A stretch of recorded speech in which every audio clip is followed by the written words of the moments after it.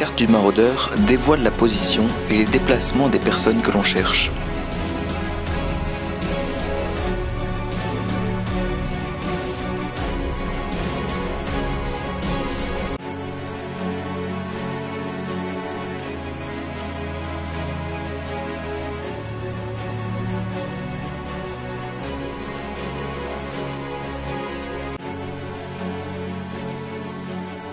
Norbert, tu risques de te perdre à me suivre.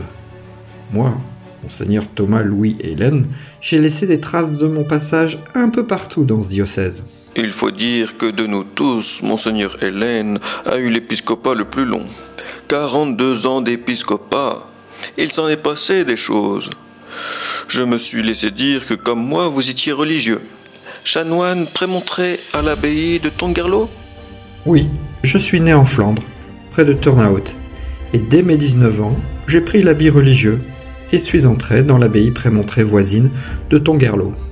Vous avez été envoyé à l'université grégorienne de Rome pour vous former. Tellement brillant. Le pape lui-même assista à la défense de votre thèse de philosophie. Vous avez aussi obtenu un doctorat en théologie. De retour en Belgique comme vicaire général de votre ordre, le pape s'est encore souvenu de vous. Il vous désigna comme son successeur en 1899. Vous êtes ainsi devenu le 26e évêque de Namur. C'était un honneur. J'étais profondément belge avant d'être flamand ou wallon, et j'ai puisé dans cette double culture une ouverture que je voulais universelle, vraiment catholique. Comme évêque, j'ai gardé ma devise, qui était prudenter et simpliciter, la prudence du serpent et la simplicité de la colombe. On les retrouve sur mes armoiries et dans la chapelle dont j'ai fait peindre les polychromies.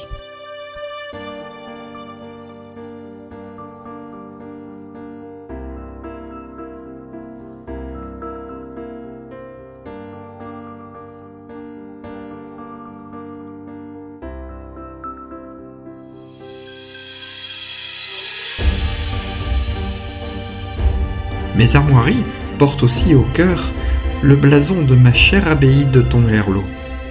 Je suis resté prémontré dans l'âme toute ma vie. Vous savez, mon cher Norbert, que c'est votre saint patron qui fonda cet ordre, ainsi que l'abbaye de Loref, en 1121. À son exemple, j'ai voulu sillonner tout mon diocèse, en tram, en carriole, et parfois même à pied. J'avais à cœur de ressusciter dans les paroisses la dévotion au Saint-Sacrement et à la Vierge Marie. Oui, on vous savait particulièrement proche des gens. Votre maîtrise de plusieurs langues vous permettait de toujours vous adresser à tant et tant d'interlocuteurs. On vous connaît aussi pour votre grande dévotion eucharistique. Avec ces atouts, le pape vous a demandé de présider les congrès eucharistiques internationaux. Vous en avez organisé 16. Je n'ai d'ailleurs pas tardé à en organiser un dans le diocèse, en 1902, juste après ma nomination. Des milliers de personnes étaient présentes. Il faut dire que le souvenir de Sainte Julienne de Cornillon, à l'origine de la fête Dieu, et qui vécut longtemps à Salzine, y reste attaché.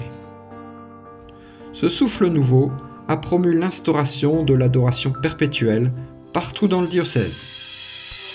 Vous avez aussi ouvert les portes de notre diocèse à un grand nombre de communautés religieuses françaises, lorsque des lois les forcèrent à l'exil. Une centaine de communautés sont alors arrivées chez nous. Il y eut également des moments forts et beaucoup plus douloureux dans votre épiscopat. 1914-1918, Première Guerre mondiale. 116 prêtres et séminaristes du diocèse sont mobilisés. 25 sont tués et de nombreux autres blessés.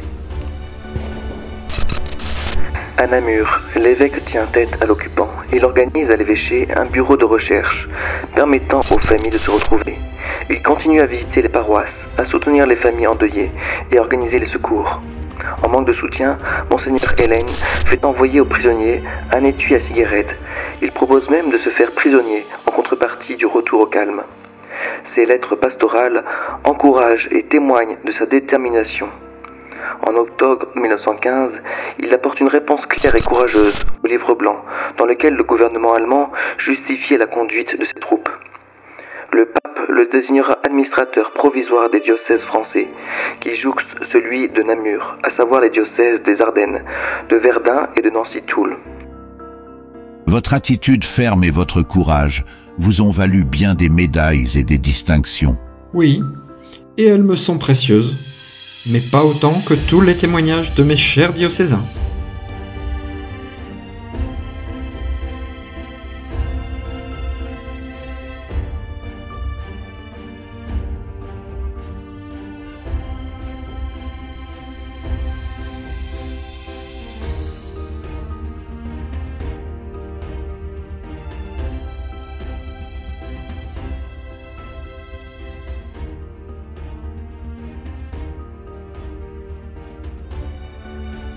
Ah, Norbert, combien d'heures ai-je passé devant le Saint-Sacrement, en prière, pour porter toutes ces intentions. Après l'armistice, je me suis investi dans l'édition d'un nouveau journal, le Vers l'Avenir, qui a succédé à l'Ami de l'Ordre en province de Namur.